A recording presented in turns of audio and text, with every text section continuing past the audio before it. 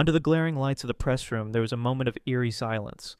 All cameras were fixed on IGA SWIATEK, the world number one, the woman who had collected Grand Slam trophies in series, known as the epitome of calm and control. But this time something was different. Her eyes were glistening with tears, her hands trembled slightly, and her voice was little more than a whisper as she uttered the words that shook millions of fans. "No one understands me." It wasn't an outburst after a defeat, not an angry reaction to a referee's decision, not a lament about an injury. It was something deeper, rawer, unprotected. Suddenly it was no longer the invincible champion standing there. It was a young woman, vulnerable, exposed, crushed under the weight of the world's expectations. The journalists in the room, who usually knew her as composed and precise, fell silent. One could feel it. Something special was happening, something that would forever change the myth surrounding SWIATEK. Across the world, countless children dream of becoming professional tennis players, but few can imagine the price one pays at the very top. For IGA SWIATEK, being number one is not just a ranking, it is a constant stress test. Every tournament feels like defending a title, even if she has never won that event before. Every opponent sees a match against her as the chance of a lifetime, and while on the outside she appears to be the icy winner, inside she is constantly fighting, against doubts, against fear, against loneliness. Add to that the constant scrutiny. Every sentence, every frown, every lost point is analyzed, dissected, and magnified. The pressure is not just sporting, it is omnipresent. The past weeks had already revealed small cracks in SWIATEK's perfect facade. At a tournament she was expected to dominate, she barely made it through a grueling 3-set match. Against players far outside the top 50, she unexpectedly dropped sets. The media began to ask, is her dominance on clay crumbling? Is she more vulnerable than anyone thought? For most professionals, such results would still be outstanding. But for SWIATEK, accustomed to perfection, every less than flawless performance felt like a personal failure. Tennis is a sport of solitude. On the court, there are no timeouts, no coach, no teammates to share the burden. Matches can stretch for hours, emotional roller coasters, journeys from continent to continent, and all of it rests solely on the player's shoulders. SWIATEK had spoken openly before about her anxiety, her perfectionism, and the crushing weight of expectation. But never before had she expressed it so starkly as she did that night.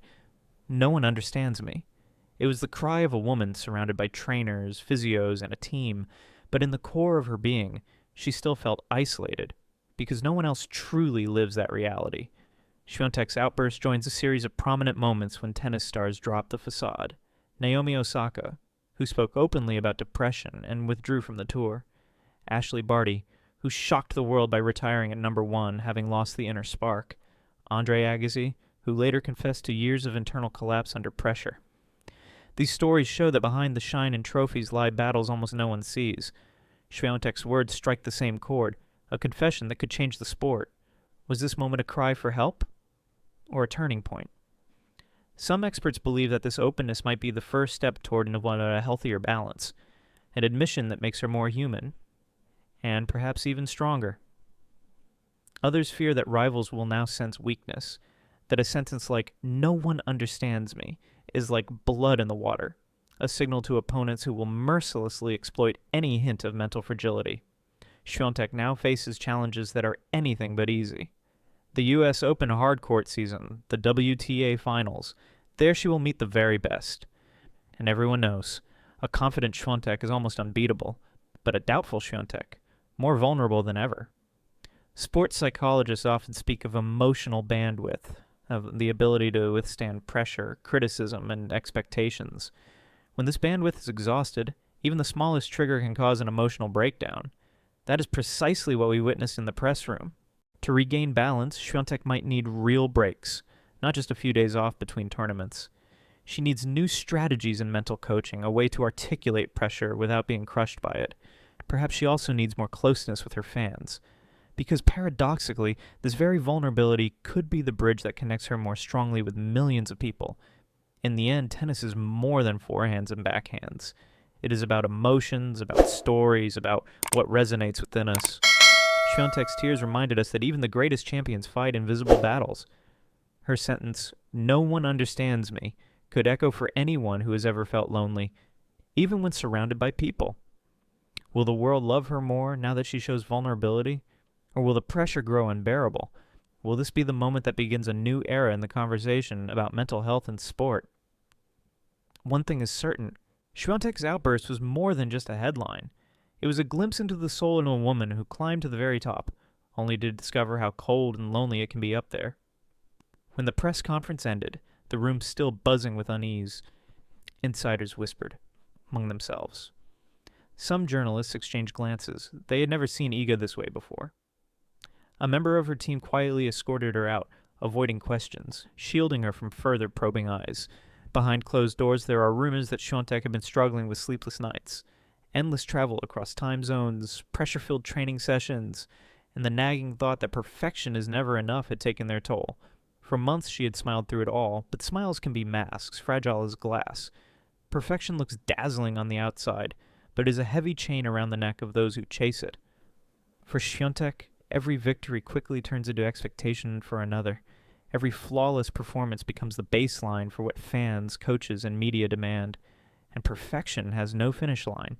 There is always another tournament, another title to defend, another rival to overcome. It is a cycle that devours even the strongest. This relentless chase left Iga cornered. For once, she allowed the world to glimpse what perfection truly costs, a sense of being understood by no one. The tennis world has been here before. Naomi Osaka's brave decision to step back for her mental health was once met with shock, then sympathy, then a movement of support. Ashley Barty, smiling and serene, announced her retirement as world number 1, saying she had simply nothing left to give. Swiatek's words echoed these stories as if she were the next chapter in a growing book of athletes who can no longer hide the toll of glory. Unlike them, however, she has not walked away. She is still in the arena, still expected to fight, still scrutinized by millions. Success can be the loneliest place. On paper, Swiatek has everything: trophies, wealth, fame, respect. Yet in her press room confession, it became clear that none of it shields her from the abyss of isolation. Her entourage may surround her with support, but no one else lives inside her head during those 5-hour flights, those sleepless nights in sterile hotel rooms, those moments when the weight of a nation seems to sit on her shoulders. No one understands me. The phrase is simple, but it is also universal. Within hours, social media exploded. Hashtags with her name trended worldwide. Some fans rushed to defend her, praising her courage to speak openly. Finally, an athlete who shows she's human, one supporter wrote. Others worried this was a sign of collapse. If she breaks now, how will she survive New York? The tennis world split into two camps, those who saw her vulnerability as strength and those who smelled blood. And somewhere between admiration and criticism, Swiatek herself remained silent, choosing not to comment further. Make no mistake, professional tennis is also a battlefield of psychology. Rivals watch every press conference, every gesture, every quote. To them, Swiatek's tears might be more than a headline. They could be a roadmap. If the strongest admits to fragility, opponents sense opportunity. Already whispers travel among the locker rooms. She's cracking. The sharks of the WTA Tour are circling. And yet, some rivals also empathize, having felt the same crushing weight. Quietly, a few even admire her honesty. In this brutal sport, respect and rivalry often coexist in strange harmony. Experts point to one crucial element: mental coaching. Many top athletes now work as hard on their minds as they do on their bodies. Visualization, mindfulness, breathing techniques, weapons invisible to the naked eye. Swiatek has long spoken about her sports psychologist who travels with her, helping her manage pressure. But even the strongest routines can fracture under the constant glare of expectation. Perhaps it is time to reinvent, to adapt, to build thicker armor, or softer walls. The calendar ahead will test her like never before. The U.S. Open hard courts are unforgiving, the lights of New York merciless. The WTA finals gather the toughest opponents in one arena. Every match will be a test not just of forehands and backhands, but of nerves, resilience, and inner calm. This season could define her legacy. Will she be remembered as the champion who bent but did not break, or as the star who crumbled under the unbearable light of success? Perhaps the power of Swiatek's outburst lies not in what it reveals about her, but in what it reflects about us. Who hasn't felt misunderstood, alone despite the crowd, pressured to perform without rest? Her story is not just about tennis. It is about the human condition in the modern age, Constant expectations, the tyranny of perfection, the silent battles fought behind carefully curated smiles. Swiatek's tears became a mirror, and in them countless fans recognized their own struggles. So where does this leave us? Will Swiatek transform her vulnerability into strength, proving that champions are not those who never fall, but those who rise again with scars on their souls? Or will the sentence, "No one understands me," mark the beginning of decline, a prophecy that becomes self-fulfilling? The truth is unknown. But one thing is certain, tennis will never look at Swiatek the same way again. She has lifted not just trophies, but also the curtain on the loneliness of greatness. And perhaps in time we will all come to understand her, not as the flawless champion, but as something far greater, a human being who dared to show her pain.